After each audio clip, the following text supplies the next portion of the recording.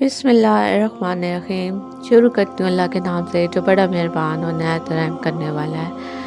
السلام علیکم and welcome to my سرین سو اسلامک چینل، جہاں پہ میں احادیث بیان کرتی ہوں۔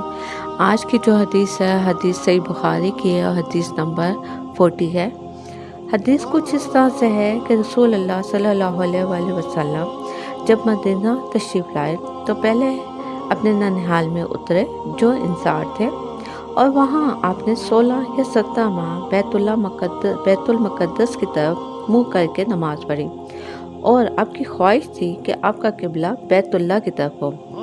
جب بیت اللہ کی طرف نماز پڑھنے کا حکم ہو گیا تو سب سے پہلی نماز جو آپ نے بیت اللہ کی طرف پڑھی عصر کی نماز تھی۔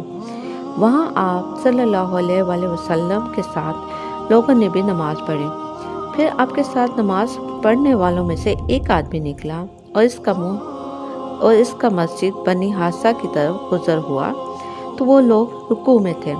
وہ بولا کہ میں اللہ کی گواہی دیتا ہوں کہ میں نے رسول اللہ صلی اللہ علیہ وآلہ وسلم کے ساتھ مکہ کی طرف منہ کر کے نماز پڑھی ہے۔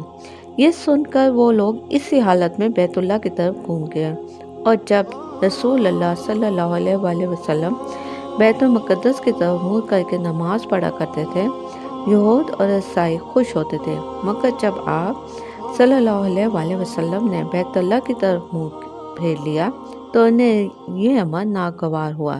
جزاک اللہ خیر۔